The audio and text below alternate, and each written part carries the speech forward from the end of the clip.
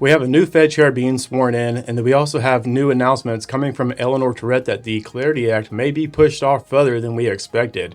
We're also going to touch on the DTCC and the XRP Ledger. Let's go ahead and get into it, guys. It's going to be a first post that's going to come from my X account back in February of 2026. It's going to gear up this whole section here. So let's go ahead and read it. It says, I hope you see what's coming while retail is running scared.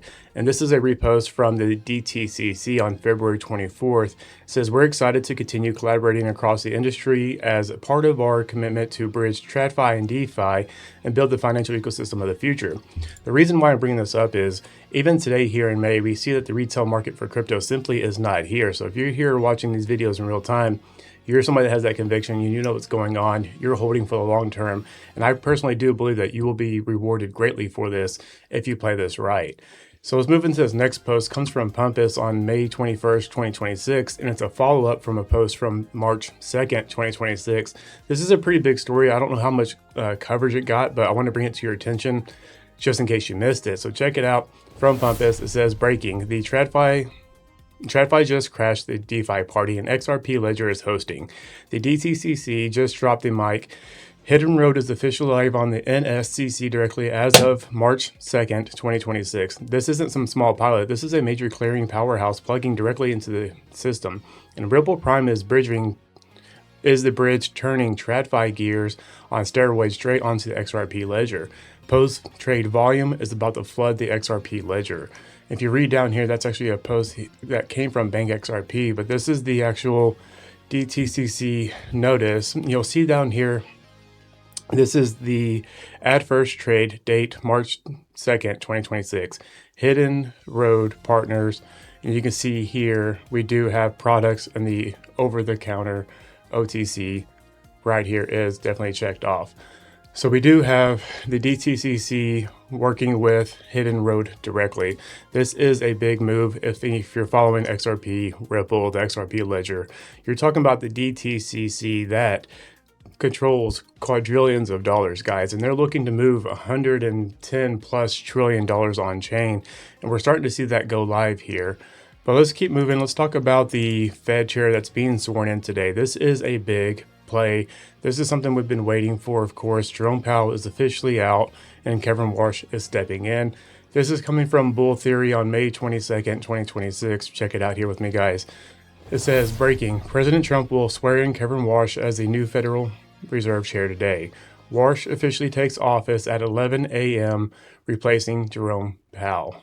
So Jerome Powell officially is out of the office. Kevin Warsh is being sworn in as of today, May 22nd, 2026. Big move. And as you know, Kevin Warsh is definitely a big crypto believer, big believer in Bitcoin.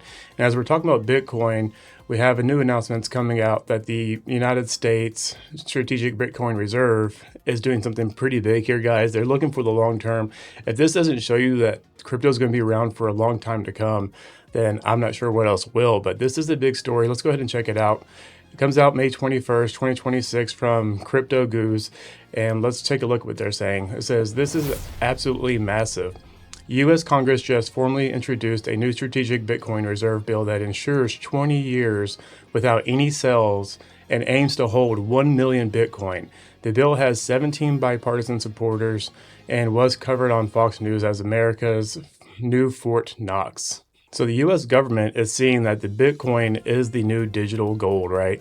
If they are looking to say it's a new Fort Knox, quote unquote, this is a big move for the crypto industry. This is something that should catch the attention of investors. And I'm not talking about the everyday retail investors. I'm talking about the institutional investors that see that America's getting serious about this. If they're going to lock up 1 million Bitcoin for 20 years, they see where that Bitcoin is going to be 20 years down the road. Yeah, right now it's fluttering around, 80,000 or so, but we're expecting it to get much higher than that. You know, people think it's going to get to 500,000, $1 million, whatever it may get to. The United States is preparing for that. So next we're going to move into the Clarity Act. Before we do, guys, if you could please hit the like button. As you guys know, the market is definitely down when it comes to crypto news. Crypto space is a ghost town right now, so if you could help me out. And just let you guys know, I'm recording this super early in the morning. It's the kids' last day of school. We have graduations and stuff to get to. So if I'm a little off, a little tired sounding, I'm trying to get this information out to you guys before we take off for the day. But let's go ahead and get into the next story, which comes from Eleanor Terrett. And this is where the Clarity Act could get pushed down the road. So let's go ahead and check this out. She posted this on May 21st, 2026. So let's check it out. She's actually reposting from Jake Sherman. It says, breaking the Senate will go home until June, leaving reconciliation bill unfinished. So what she was saying here is this means the Clarity Act will now be competing for floor time in June with reconciliation, FISA, as well as the housing bill that passed the House this week. The reality of whether the Senate can get two major pieces of legislation done in time constraints and competing priorities is beginning to set in. And the question of whether one will inevitably slip into July is now being asked.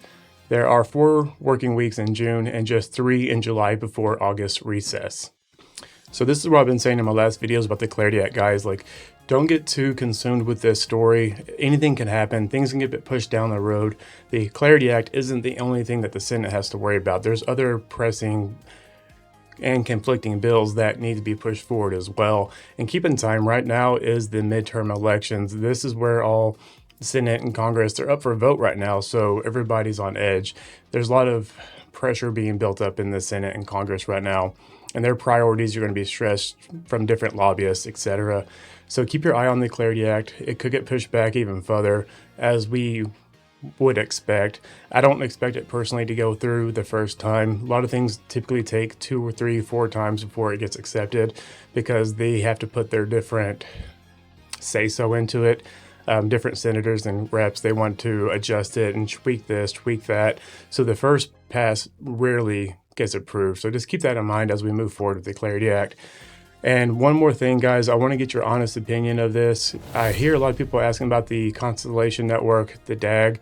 They want to see a video on that. If you're somebody that wants to see the video on the Constellation or DAG, let me know. I want to see how many people are actually interested in this. And if I get enough people that are interested in learning about it, I will absolutely do a breakdown, as I've done with other projects in the past. I think it's one that's worth it. I just want to make sure people are interested in doing so. So if you are, let me know down in the comments, guys. That's all I have for you on this video. Before I let you go take care of yourself, take care of the people around you, become the change you want to see in the world. Thank you guys for hanging out. I'll catch you on the next one.